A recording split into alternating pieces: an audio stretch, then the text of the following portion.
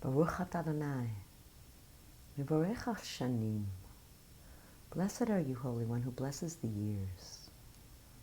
Each day in the daily Amidah, we ask for Kol tevuata, all of your blessings on all of our prosperity for the year. And may this be a year, kashanim hatovot, like the good years, because we know that years are in cycles. Today is January 2nd of the year 2000. And we are on the edge of a shift of consciousness that is comparable to the shift of consciousness that happened 2,000 years ago to the Jewish people.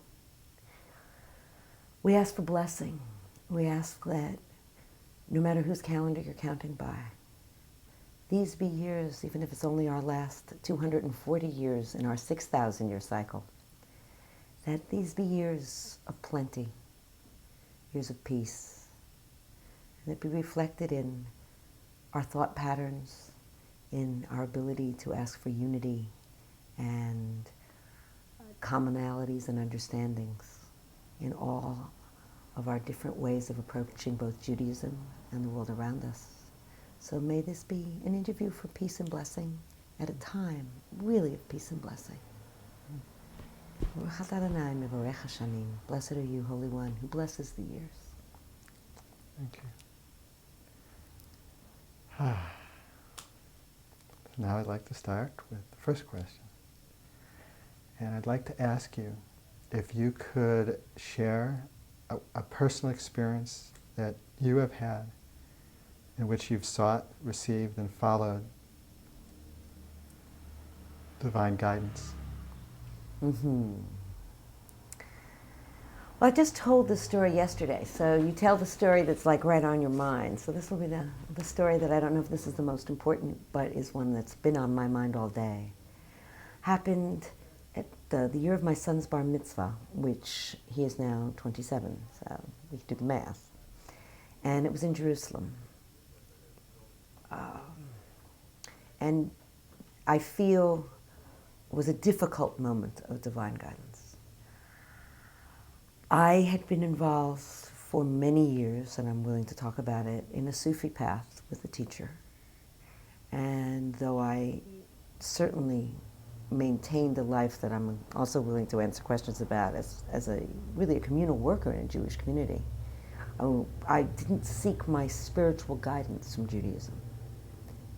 I didn't find it open and available to me, as is true for many of my age. And I was in Jerusalem to do his bar mitzvah at the wall.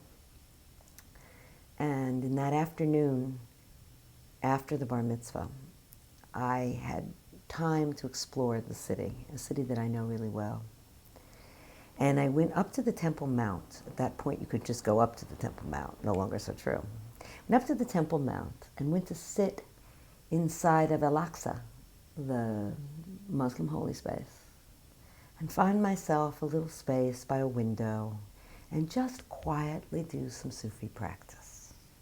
Breathing meditation, connecting above and below, just to really be in a focused, centered place as my deep connection to that world. Sat next to the window. As soon as I settled myself in, some guard with very big toes sort of kicked at me literally and said, "Are you a Muslim?" And it caught me unawares. And of course I said, "No, I'm not a Muslim." I could have just said yes, but I'm not. There's a boundary. So he said, "Then you have to get out. You can only be here if you're a Muslim. You can't pray here. You can be a tourist, but you can't be a pilgrim." Those are my words, not his. But it's okay to go through as a tourist, but you can't actually pray. And I was just dumbfounded and sort of stumbled out the front door, lost. Didn't know what to do with myself. And deeply hurt. And I stumbled off the mount. Those of you who know Jerusalem, there's a little back way off. And found myself on the Via Dolorosa. And I heard the sound of singing, chanting, of monks. And I followed the noise to the Church of St. Anne's, which is all the way up at the top of the Via Dolorosa. And I come into the courtyard, and there's a whole pilgrimage, literally, of Croatian monks who were actually Yugoslavian. No one spoke any language that I spoke, or vice versa. And I just stood in back of them while they did these incredible Gregorian chants. And again, my soul just lifted with these chants. And I followed the monks down the Via Dolorosa. Well, that took about 3 hours because they sang at every station of the cross, and this was and they understood that I was connected in some way to the spirituality of what was happening. So they began to move me towards the front of the line, and I had no way to say no. They must have thought that I was a nun of some kind, you know, because I was so into it. And I was just overwhelmed by the beauty. And I stopped at each of the stations of the cross, and I really appreciated it. And I got all the way to the front of the line. I am now leading the procession with some monk. We walk into the Church of the Holy Sepulchre, and they kneel to kiss the cross. They kneel to kiss the stone that's there, actually. I can't do it. I'm a Jew. I can't do it. I have been a tourist. I have been a participant, but I am not that. And every boundary keeper in my being tells me, I just can't do it. So I stand up and I shake my head and I ran out of the church. Right, I run out of the Church of the Holy Sepulchre, feeling like I've totally been somewhat dishonest to these people. I can't face it. I'm in tears. I don't know what to do. And I sat outside for a while. And I decide that, wow, I'm really Jewish. I walk to the wall. Unfortunately, it's not such an easy end to the story. I go to walk to the wall, and as I approach the wall, I had a little cape with me, but at that moment it wasn't enough. And they were about 2 inches over my sleeves, where you could see my elbows. And they wouldn't let me go to the wall. And I argued with the guard, and he said, no, you can't go in.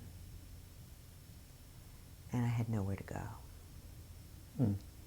And I sat on this ledge that overlooks the plaza of the wall. And I cried, and I cried, and I cried, and I cried. And there was a very clear voice of divine guidance that said, stop sniffling and do something about it. You need to be a rabbi. You need to continue your study, and you need to do it as a Jew. You can appreciate all that you participate in, but you really are Jewish. And if those guys aren't going to let you do it, you're going to have to figure out a way. Go home, study, and do whatever it is you're really supposed to do from a deep place, and focus your attention. So I did. And that was really the key moment of my rabbinic journey, as I look back on it. And it was a very difficult choice for me to make. I was really involved in a Sufi path. And to this day, much of my inner spiritual life has certainly been molded by other traditions. It enables me to approach Judaism and sort of ferret out the spiritual part. And of course, for me, the joy has been to understand that the halakhic dance, the dance of how laws evolve in a Jewish context, is really a deeply spiritual dance. And it is an ever-moving, dynamic process. But I needed to do it as a Jew, because that's who I am, and that's what I am born into. And if Judaism needs to be redeemed as far as how much of your elbow is seen, I guess I get to do that. And I am grateful for that guidance. Wonderful. Well, thank you.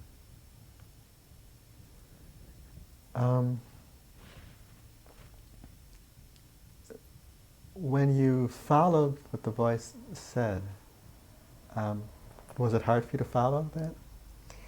It was guidance? Conflicted. It was conflicted. I maintained a connection with my Sufi teacher, whose name was Rashat Field, up till the moment of my ordination. And at that point, although he was very supportive through the study process, he asked me to do certain practices that involved reminding the world about Muhammad and Jesus that would be antithetical to my life as a Jewish teacher. And I refused, starting what we used to call in Santa Fe the Great Jewish Sufi Wars of 1990. But that was my own inner place of having to hold my path as a Jew. No, it wasn't difficult because the teachers who I would resonate with and the way I can't even say chose, the way I was enfolded under people's wings really were all teachers who held a broad ecumenical edge. And it's in so many ways translation. Realizing that, yes, they're saying the same thing, and the stories, I'm deeply, deeply moved by the stories of Rabbi Nachman. Those are really Sufi stories in some way, that just have different cast of characters. And like all sacred stories, they are imparting deep wisdom in a funny tale. I resonate with the imagery of the Jewish story. And so, no, it was not difficult. It was, as usual, the surrender is the hard part. And then once you've done the piece of surrender, you just find the next piece. And I think that that's been the process all along.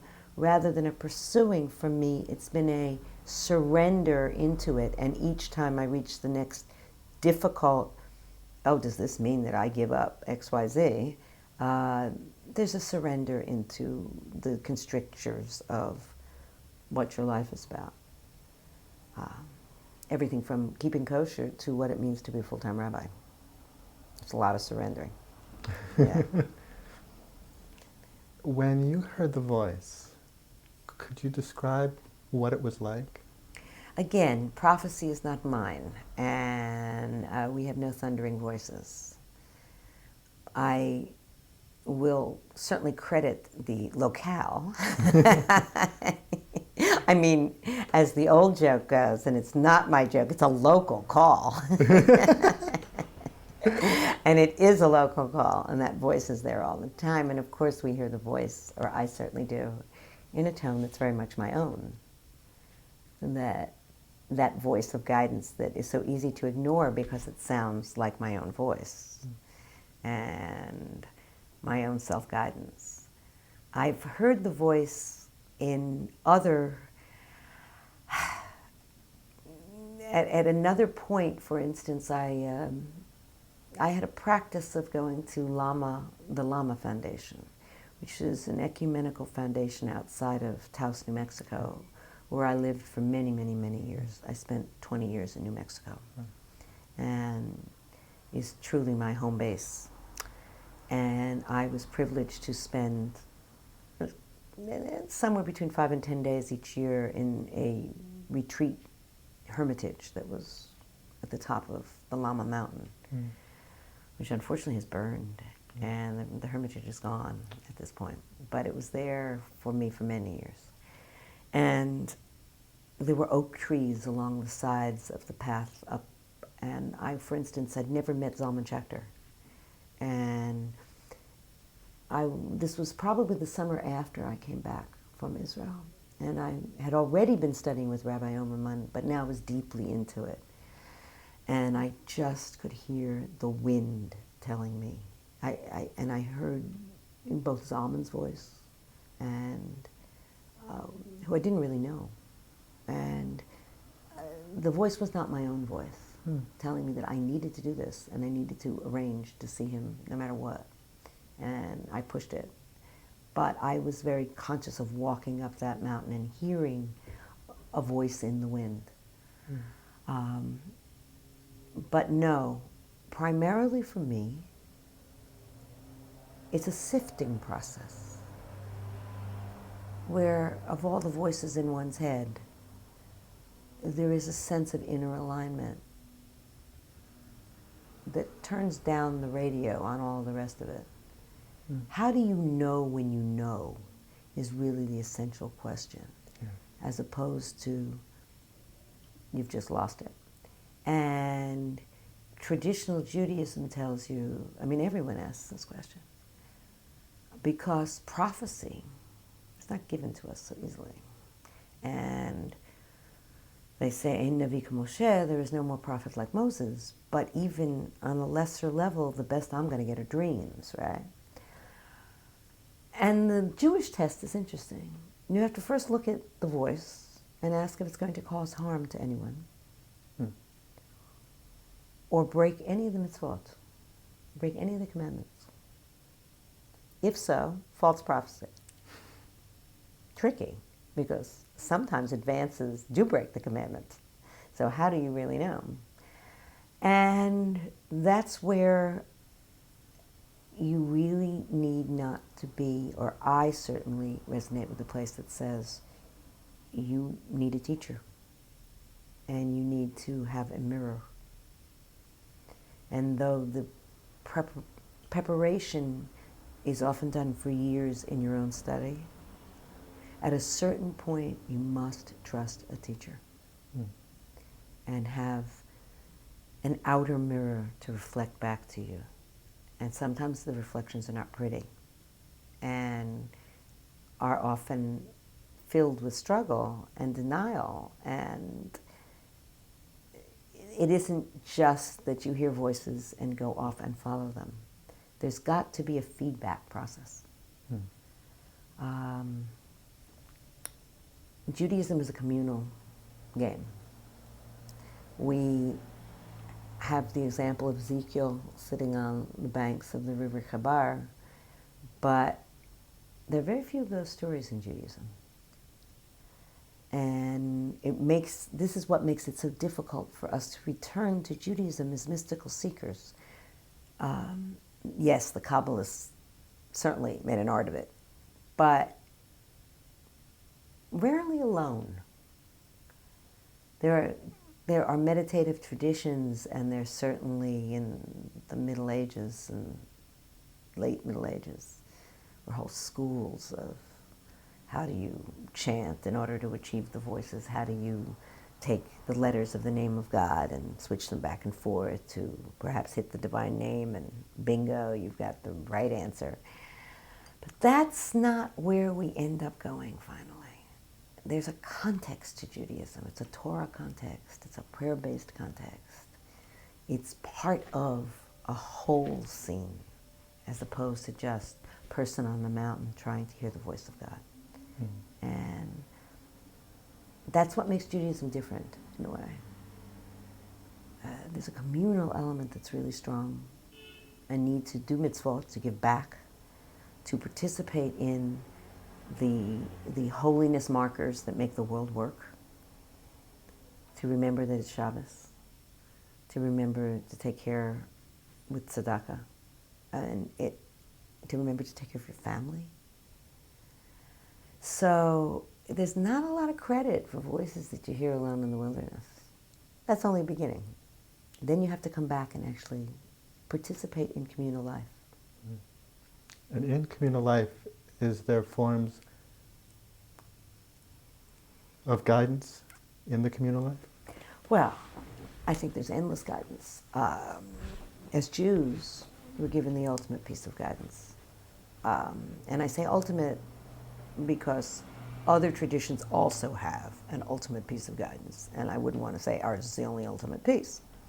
I think ours is probably in translation will turn out to hold the same kernels as others. But having been given the Torah, or passed the Torah, as an incredible document of truth that is flexible enough and deep enough to allow you to find the guidance that you need. There's endless personal guidance in the process of Torah. And because Judaism demands, actually, that you read it once a week in a set pattern. I find that to be the ultimate guidance. I'm completely guided by the portion of the week. And it's always current events. It's amazing. For instance, we are at last week at the end of this little millennium. And yes, for all the Jews went, well, it's not our game, it's not our party, it's not this, it's not that. It's, of course, we are part of a world context, and of course it is. And the Torah portion is the moment when Jacob, it's the end of Genesis, it's the chapter Vayechi, last week's portion, where Jacob pulls all of his sons together and says, let me tell you what will happen ba'acharita yamim, in the end of days. It's like, excuse me? We are now January 1999, December 20-something, 1999, and this is the piece of Torah I'm reading? And then the brilliance of that piece of Torah, because having gathered, he then can't tell them. He either sees and can't tell, or he's distracted by his own lower forces. And instead remembers about his sons and goes, I'm really annoyed at you because you slept with your stepmother. And that was so tacky. You just, you can't do that. And then turns to Shimon and Levi, who have done some horribly violent thing over the matter of their sister Dinah, and says, you guys are written out because violence are your weapons, and I don't want any part of you guys. And it takes him 3 or 4 sons to get his good humor back. He totally forgets to tell you what will happen at the end of days. Or, as the Midrash goes, is so overwhelmed at what he sees that he can't express it. And in traditional Judaism, the Shekhinah, that holy presence, departs from his bed, literally. He's on his deathbed. Just departs. How does he lose it? And it's such a Jewish metaphor, because we may be given visions, and we may hear voices, but we're often not allowed to share what we hear or to completely absorb it, because Judaism is about living the life you have. And we can ask for snippets. It's like a flickering candle, that you get little pieces of guidance. But you're not going to get something that says, hi, Mark, I'm going to hand you this piece, but just, hi, here's your vision. It's not quite so simple. The light goes on and off. And we live with shadows. We live with what my teacher Jonathan Omerman taught me, which is about rishimu, an impression that stays, like the impression you make when you press your hand. But you have a feeling of the experience, but you don't really hold the whole thing. I think, to be honest, that's much more the process. And faith is knowing that it returns, that you're not going to be left out here without any guidance, and that there is a framework of guidance within Judaism that, even if one just takes it as simply as daily prayer, in whatever way that works for you, and reading the Torah portion week after week, that alone will keep the questioning soul open. Shabbos is a great gift, because Shabbos asks that you return to the source, and that it's the day of being and not doing. Just following that pattern of once a week returning to a place of asking, well, where am I? Well, where are we going? That alone is Judaism's gift of how to constantly reinterpret the voice. That brings up a question for me. If it's the Torah and the practices that are the guidance, is God continually speaking to us still? Oh, I think God speaks all the time, and we just don't listen. I think the core of Shema Yisrael is, excuse me, I'm talking to you. Isn't anybody paying attention? So God is always... I think that voice is always available. And either by extreme pain, we're pushed to the place where we're going to go, ouch, ouch, okay, I'll listen. Hence, it's often the broken heart that will get us there. Or moments of extreme joy.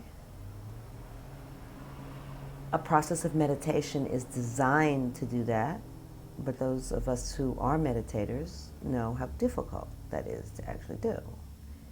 With it, we could just sit down and be quiet. So the struggle that surrounds it is like Jacob wrestling with the angel.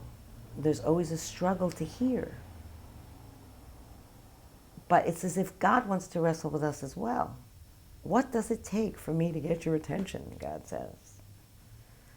And so in this week's Torah portion, the Jews cry out. And God remembers. You want to tell me God forgot? No? It's like, I made this promise to Abraham, Isaac, and Jacob. You guys are now in Egypt in slavery. Of course I remembered you. I just needed you to play along and dance with me a little bit. There must be a dialogue. But yes, I personally do believe that it is always available. And that the core of what we say is Shema Yisrael. And we're asking ourselves to listen, and we're asking God to listen, and God is asking us to listen. The one word we all know is Shema, which means listen. Could you talk about the obstacles we have between us and this listening? Well, it's the ego. I mean, I know. I don't need to listen because I know already. You know, I have a take on the world, and now I'm going to run along with it. And if you take me off my comfort zone, I'm really not going to listen. You mean I have to get up Shabbos morning and actually go to the synagogue? No. Why can't I listen in bed? I'd rather listen on the beach. All of which is valid, you know. No. And so, of course, there are those obvious obstacles. But I think it is our ego. I think that we are so self-protective of who we need to know who we are. And it's subtle, because we are constantly reconfiguring who we are. And we're being asked for the dial to shift just slightly while we hold a sense of ourselves at the same time. And just when I get it together, it gets blown apart. And I'm not what I thought I was. The people that I'm in relationship are not. It is an ever-shifting, dynamic game to be part of life. And the physical obstacles that show up are inevitable. I turn around every Shabbos morning now and ask, is anyone having a smooth path for the week? There's never a smooth path. And we're always so outraged when our kids get sick, when we lose our jobs. It's like deeply unfair. I'm a good person. Why would this happen to me? You know, it's like, why would I get cancer? You know? Well, the reality is it's a very rocky road. And we're grateful for the moments of stasis, you know. But it is an endless yirida va'aliyah. It's a descent and an ascent, and a descent and an ascent. And it's sort of like the hills of San Francisco. This is not Kansas. And we do not really live a Jewish life in Kansas. Not to say anything about Jews in Kansas, but that it's not a flat landscape. It is not fundamentalist. It is not two colors. And the subtlety of shifts are where we find the spiritual life. You know. And being able to see the subtlety of the shift, to understand our own growth subtly, and not to beat ourselves up because we didn't become this enlightened person, but to understand, oh, this is really different. I'm working on translating the prayer books and the prayers in the morning so that I really understand them. Those little minute differences, or the difference between fear and awe, or the difference between who's blessing whom, Baruch Atah Adonai, who am I to bless, and the subtleties is where we see the change. Same thing with my inner being. It's subtle. And for those around me, it's subtle. We want this millennium to have brought, everyone wanted the Messiah to come yesterday. Well, maybe the Messiah did come yesterday, Look at all those celebrations around the world. Beautiful. Look at everybody taking a moment to dance and people not blowing each other up. And balloons and lights and color and blessings. Maybe that's a messianic moment. Appreciate the subtlety of the shift. Yeah. Let me think. Let me ponder my questions here. So do you consider prayers and rituals part of the preparation process for being able to hear and connect? Oh, definitely. Definitely. Other tools? I think practices? that prayers and rituals, prayer is the opening of our conversation. If we are successful, we really are in dialogue. And prayer is such an interesting process because Jewish prayer is based on either prayer that is keva, that is fixed, or prayer that is kavanah, prayer that is prayer of the heart. And where do we unite those two places? And it's very difficult for us to do prayer that is keva because it's somebody else's language. Yet if we are deeply involved in the language long enough, it is our language. That the prayers that have remained as the core prayers of Judaism truly, truly have accessed essentials and are the essential things we want to say. Thank you, God. Thank you for the morning. Thank you for giving me my body back. Thank you for the openings and closings of this body. Thank you for allowing me to understand the difference between night and day. Let's all get together and pray Baruch Hu. Listen. I'm in a context of my ancestors as I stand here and talk to you, God. If it's a weekday, I have a few things I want to ask for. The same things everybody asks for health, for return to, whether we call it Dvir Beitecha, your holy temple, or we call it the internal place of our soul. We're asking for the same thing every time. Bring us back to a place of alignment with what is truly holy. Help us lead a holy life. Remember that I'm not doing this alone, but that you're dancing with me, God. Aleinu l'shabeach, it's ours to praise you. You are magnificent, hence I say Kaddish. That little prayer pattern is fixed. How do I weave the prayers of my heart into there and make it ultimately one piece? So, yes, it's an opening for connection, but also it is ultimately the connection. What makes it difficult is that you need to do it with other people. Judaism ultimately will not give you a lot of credit for going off and doing it by yourself. And we all want to go on our mountaintop and be our seekers. We do. We want that space. We want meditation. We want to go in there. Yeah. And it's a yes and. And whether that yes and is by becoming a teacher, by gathering a community, by being the student, by doing the surrender into the community, or surrendering to a fixed prayer process. It is not given to us as something we inherently understand easily. To understand the Jewish prayer, for the rabbis who made Keva prayer, who gathered it, it was an easier, this was the language that they used.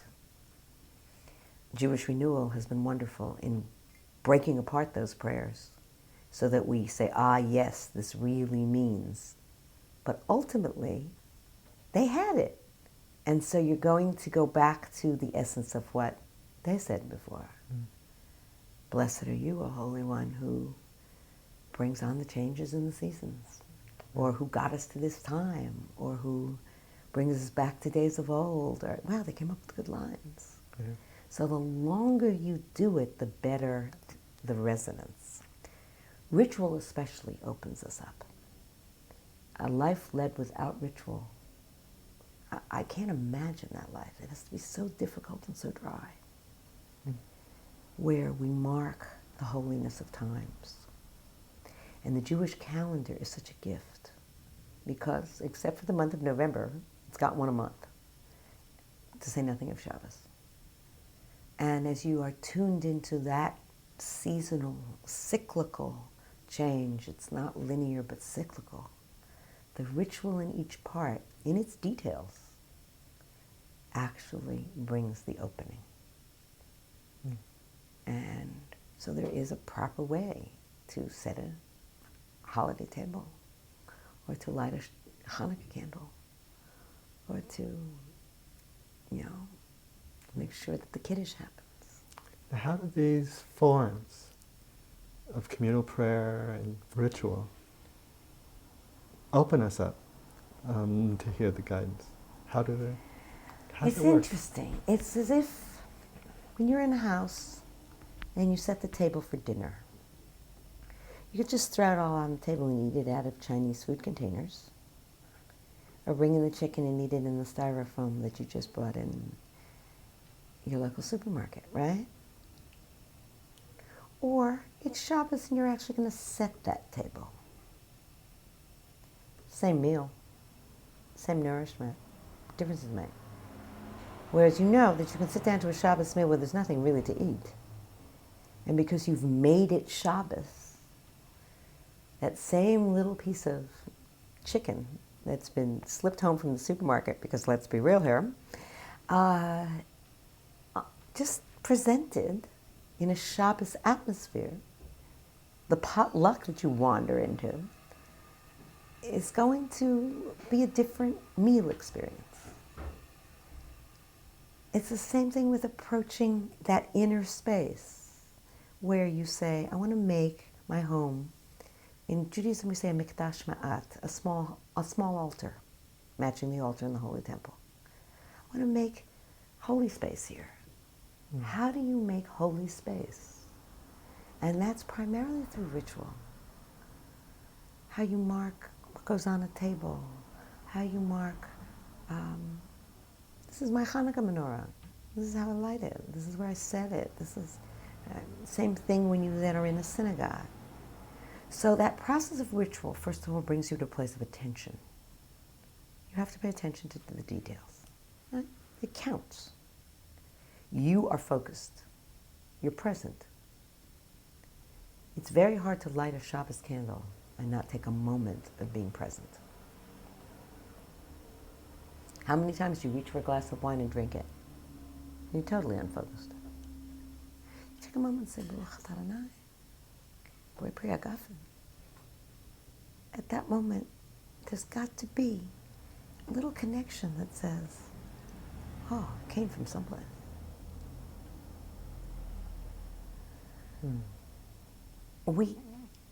You go to do an interview, you very carefully set your camera and set your lights and make sure that you're in the right place.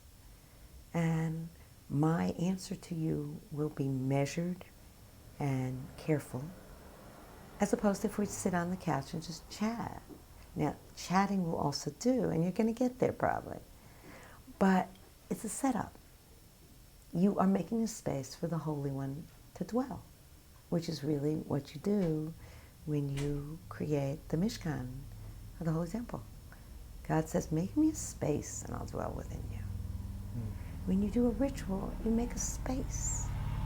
Now, what happens is we often make the space and think the space is the connection. And so we don't hang out long enough.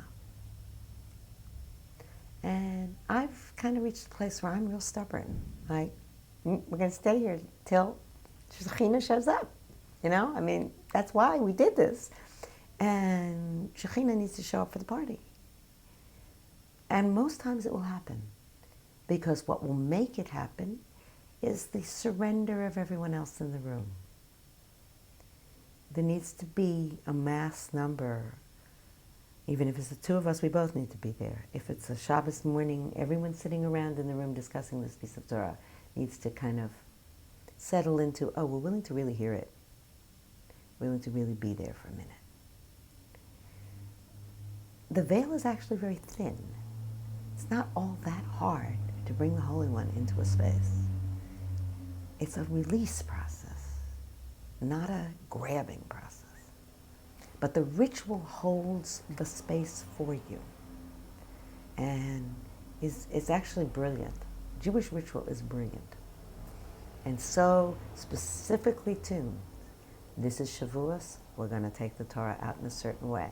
This is Simchas Torah, we're going to take the Torah out in a different way and rejoice on a different wavelength. It's going to be rowdy and raucous and we're going to run around the room, as opposed to this is Shavuot, and at midnight we're going to take this out and just be in a space with the Torah.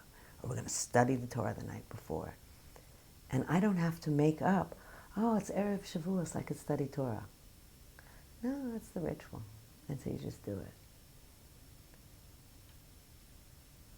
We get, and that's why we say Eloheinu, Elohei Avotenu v'Imotenu, God of our mothers and our fathers.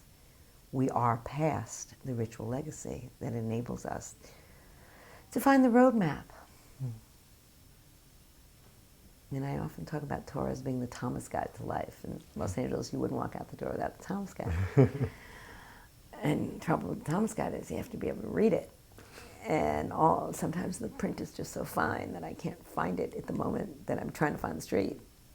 But it's a metaphor for me. Oh, it's my life Thomas Guide. I know it's in there. I just have to stop panicking and sort of settle in. Now, outside of the communal practice, when you're in your daily life, driving a car, doing something,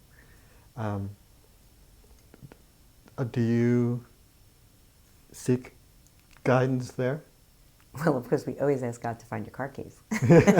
Or find your parking spot. Or find your parking spot. Now, I know this is really tacky to ask that angel of parking spaces to show up, but I must admit that I'm not adverse to calling on whatever good deeds I may have done over the last week, and sometimes the angel of parking spaces does show. And I always say thank you to the angel of parking spaces, and I know it's a very special angel, and his one job in life, angels are limited, and there's an angel that just finds me parking spaces, and unfortunately that angel is very busy. He also works for a lot of other people, and so you have to be careful.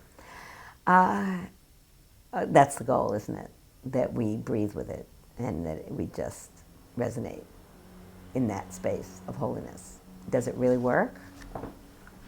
Depends on how much I'm willing to listen and how conscious I'm willing to be and how difficult it is for me to shut off all the rest of the noise inside of my head and how unconscious I actually become as I get spun into other people's melodramas as well as my own. And it's just a constant dance.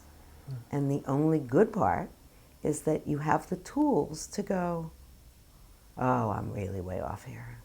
I have like lost it. I'm so angry, or I'm just so resentful about this person, or I'm so out of compassion with the being in front of me, or I'm so pushy in this line, or I'm just, so, it's a disaster most moments of the day as far as being off-center. When you're off-center, how do you get back? That's where having a process really works. First of all, you at least know where you are. And I teach a great Rabbi Nachman story as the core piece of my teaching. It's a story called The Lost Princess, which I could bore you with if you really wanted. But the key question in the story is, where in the world am I? I think we have to ask that a lot during the day. Where in the world am I? Which doesn't mean you're not totally in participation with what you're doing. Now, I don't have a practice, I will admit, where I pray 3 times a day. I'm sorry that I don't. I pray in other ways, but it's not as good as if I prayed 3 times a day and stopped my world. Again, I forgive myself for being in that. We're all in transition. We're all on the path. Few of us are actually there. and I'm just on the path like everybody else. Yeah. Sometimes I'm able to turn around and lend a hand to somebody in back of me, but I also expect those in front of me to pull me up and know how to ask for that guidance. But most of the time, it's just this on-the-path dance. At least there's a place where you stop and say, where in the world am I? What am I doing? And you stop and you ask that? I do ask that question. I do. And sometimes I have to get hit up on the side of the head in order to ask it. I come home at night and I'm so exhausted because just being a full-time rabbi is designed to take you off the spiritual path at any time. I mean, it is really a difficult job for a spiritual person because pulpit rabbi is the worst. It's filled with all the nonsense of life, including administering your office and the computer system that doesn't work and the board member who has a concern and the person who was sick and the keys that got lost in the sanctuary and the fact that the preschool needs those chairs just when you need them and the fact that you want to call your mother but there's no time. And life. Where in the world am I? What am I doing? When you ask that, what happens? There's a moment of centering and a moment of quiet. And usually, I, at this point, can get myself into the place of blessing. I can look outside. I'm privileged. I live near the ocean. And I realize the context of the world that I live in.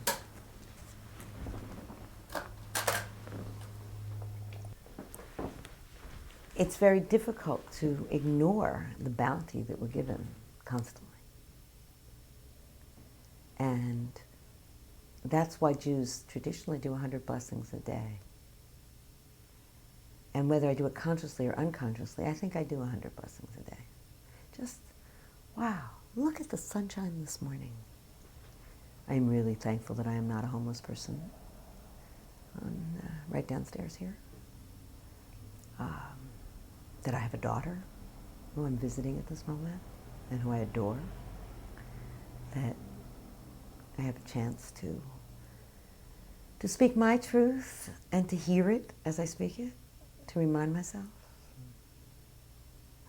And so the Jewish blessing process is probably, for me, the easiest way. And every moment is different. You don't just arrive. We arrive in order to slide. And it's definitely an ever-moving target to be present and to be aligned. Ultimately, we're looking for alignment with that which is true. And how do you know it? You know it because your inner being knows it is at peace. Harmonically, you are aligned with both your outer understanding of this is what the teaching is, i.e., I'm in my daughter's home right now.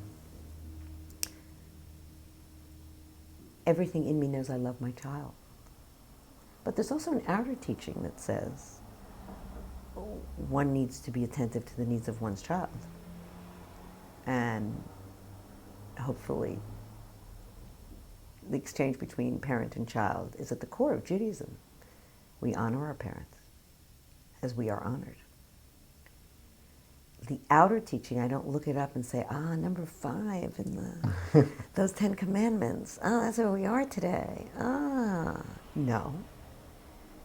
But if we're not honoring, we're going to know we're out of alignment. And that knowing you're out of alignment is like having a thorn. Now, when we're unconscious, it doesn't bother us. And since we came up with the parent story, how many of us really have major issues with our parents? Because parents, in the process, will have brought hurt. Otherwise, we would not grow. They're probably the conduits for the most pain we have. Because we don't get to just hang out there and be fed and cuddled all day. It would be a great thing, but it's kind of time-consuming for the parent. So in that process, there's a thorn. And how do we deal? We all have them. We all are children of someone, even if we're not parents of someone. That's an easy place to look for where to do the work. And pulling out the thorns. And plant the thorns. Judaism is very clever. The two core commandments that those 10 are honor the Shabbat, which put it in a global context. Go back to your source. Remember and observe that Shabbat are actually the two ways it's translated. It's Chor v'Shamor b'dibur echad. We sing in the Lachadodi. Remember and observe with one word. And kabed, honor, not love, honor your parents. Mother and father. They actually put them both in there. That alone will keep you occupied and will help to be the groundwork for where you realign your life. Every one of us deals with some kind of parent issue, whether those parents are alive or on a different plane, because we are the legacy of who we are. Every one of us deals with a Shabbat or the lack of it. Suddenly, America has discovered that everybody works too long and too hard, right? It's big news, right? Oops, we're now working 12, 15-hour days. How come your basic young lawyer goes to work at 8 o'clock in the morning and comes home at 10 o'clock at night? Because we're all, and then you undo your email. Something wrong. That's out of alignment. How do we fix that in a context of our modern world? These are the pieces of guidance. It's not a historical study. How do I make Shabbos in my life when I'd have to turn the computer off? No shopping means no shopping, not even on eBay, you know. Wow. That's where I think it's fairly easy to see the core of Judaism as a guide. So these sacred texts have the guidance in there. Sacred texts actually have given you everything you need. The problem is we can't read them because we have resistance. I had a horrible Hebrew school education, so I hate it. Somebody picked on me and made me feel like an idiot. I don't want to go there. I don't want to go into a synagogue because I feel stupid. I think that's the basic deal. People just feel stupid. Or let's say, would you talk about, for example, like reading in a sacred text about slaughtering hundreds of people in the name of God, let's say? Right, and we're left with some pretty irredeemable pieces. We're left with cultural context that we don't understand. Not that our current world does not slaughter hundreds of thousands of people in the name of either a country, much less in the name of God, right? So it's good to throw God's name in there too, but that's unfortunately not one of those ancient things. You know, if I had this vision at some point that maybe we'd go into this next phase where actually killing another human being would be like sacrificing a child. You wouldn't do that. But we're not there yet. We're definitely not there yet. So that part of God that we either project or reflect is still with us. And not being a fundamentalist here, not taking it verbatim, there are places in, especially Deuteronomy, that you go, ugh, I don't want to go there. I don't want to own that piece of Torah. There are very few, but there are a couple of pieces of Torah where you just go, that's not my God. That's not the God that talks to me. And I'm not in a relationship with that particular facet of God's face. Is there vengeance in the world? Yeah, there probably is. Is there even evil in the world? And that evil is to be wiped out, which is what those stories are about wiping out Amalek, who represents evil. I think there is real evil in the world. And I think we're soft on ourselves and we're deluded if we think that evil, pure evil, doesn't exist. It does exist. And we've seen it certainly in this generation. I was listening this morning to Voices of 1999. Those kids in Columbine, they killed the people. I think they were evil. Not redeemable. I think they were evil kids. I think Hitler was evil. And I think evil is a strain whether it's Haman or Amalek, and that we need to be real about that boundary. And when we're not, we allow it to shift the scales. My generation, I was a baby, is still surviving that evil, which marks all of Judaism at this point through my children. It is truly past. All of Judaism in the second half of the 20th century is a reaction to the Holocaust. Yeah. There is no way to have a conversation with a group of Jews for more than 3 questions without it becoming a Holocaust question. And that's because evil exists. So that God of vengeance is dealing with evil. And I can understand that part. I may not have thought the Midianites were so evil. I may have disagreed with the political take on it. But I have to admit that there is a fight between the forces of light and darkness on some great cosmic level that will endlessly recycle. The story in Kosovo this year contained major elements of evil, just plain evil. And to do a liberal whitewash on it doesn't feel good. And there's a God that, on some level, if one takes it on the outer level of God's Torah story, not the inner level, is dealing with it in a way of, no, you allow that kind of evil to exist, it will just sprout up someplace else. This is the Hydra. You need to cut all its heads off. I can understand that.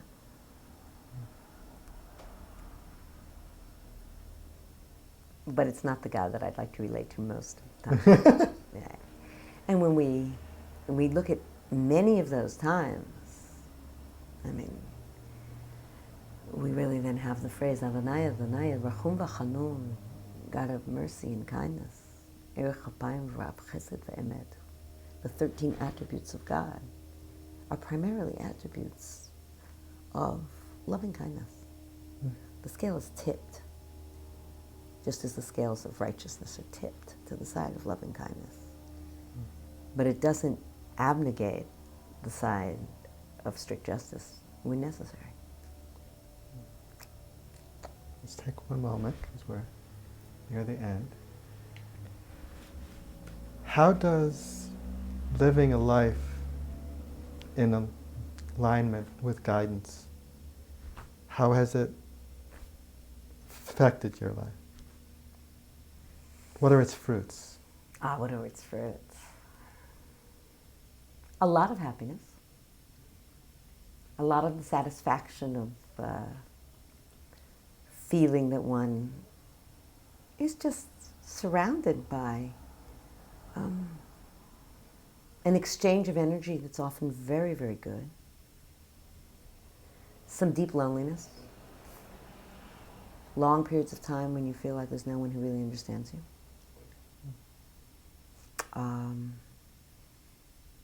Feeling always that one is perhaps out of alignment with social expectations. It is not easy to do it as a Jewish lady rabbi. And it isn't just the outside Orthodox world that makes it difficult, but the inside voice in my head that says, who do you think you are? And what tells you to go there? And you're not really a rabbi. And you're not really, who knows what really means? I have no answers on that level. I am in a constant inner dialogue of the place that would destroy my rabbihood, actually, because I feel it doesn't match the context of what rabbi is. And at the same time, I honor myself deeply as a teacher. I see the effect, and I am grateful for the Shekhinah that shows up and guides me. But it's a struggle. Judaism is not about achieving peace and happiness, but about tshuva, about constantly turning and returning to the place of alignment. I do feel my life is a life of tshuva, that I'm totally off and I'm back, and I'm totally off and I'm back. I feel my life is full with living. I'm a person who likes to sing and dance and party and do things that don't look really rabbinic. And, you know, people say to me, "You don't look like a rabbi." Well, this is what it looks like. I feel very blessed to be a person who is very full of life and to see that life reflected in all highs and lows around me. And I am often way off the mark. I am not in any way a role model. I just realize that the turn is constant. And I think that the knowledge that I can continue to turn, but it never means that you won't go through the struggle. And you can't just go, "Okay, God, I got that one. Can we skip the next lesson?" Because you probably didn't get it deeply enough, so they're going to hit you up on the side of the head again. And in the long run, this is it. It's not a dress rehearsal. This is it. Who knows the rest of the story? But I feel like at this point in my life, I really deeply enjoy the dance. I enjoy it. And it doesn't mean I'm not racked with pain often over my inabilities or my lack of connections or feeling that God doesn't hear me or I don't hear God. But there are constant reminders. And this is a good dance. And I'm very grateful for my life. I'm grateful for those who fill it and for the people I just haven't met yet. And I know my life is limited. I'm now 57 years old. And I don't know what will happen from here.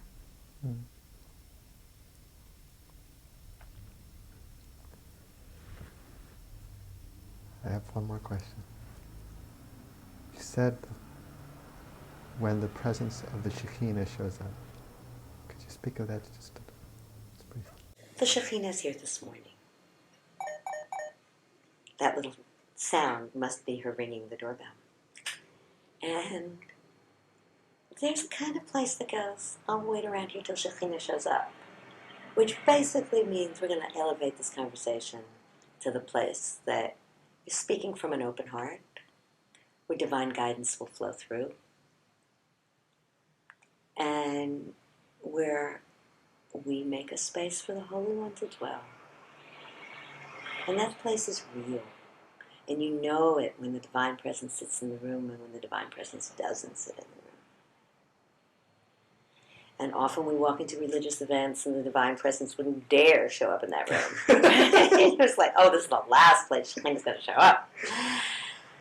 And then there can be just a cup of coffee and two people sharing their souls, and of course the Shekhinah shows up. It's a sense, but it's a sense that you learn how to nurture, where some of it is just shutting down your own resistances and opening one's heart to the third force, where there is a third force that is a force of divine presence, truth. We are constantly in relationship to a third in any duo. There is a third. And that third becomes also in a minion. They say, you know, you need a minion for the divine presence to come. I'm not so sure that's true. But the minion is a unity, a collective of Judaism, or it's a collective. They need to be unified in order to bring in the I-thou place where you have dialogue. But there is a third force. And you either decide to invite the Shekhinah to your party or not. But all of our lives are lived in reflection of God's holiness. And that just means that we make our space, clean up your apartment so God can come visit. God says, make me a little apartment. Make me a dwelling place. But it's like a little apartment. And I'll come and visit your guest room. I guess my life is about making sure that God has a guest room.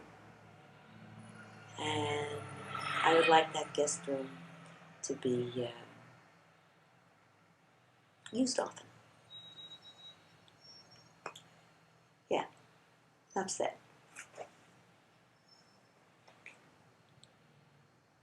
ברוך אתה אדוני, אלוהינו מלך העולם, המחזיר שכינתו בירושלים. May we all be blessed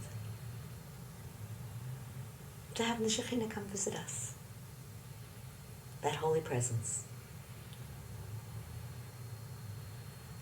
יברכך אדוני וישמרך. May that Shekhinah bless you and keep you.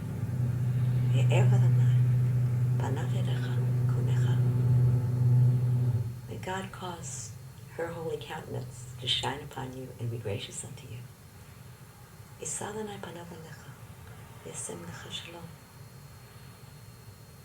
May she turn to you and smile and enfold you in a mantle of peace.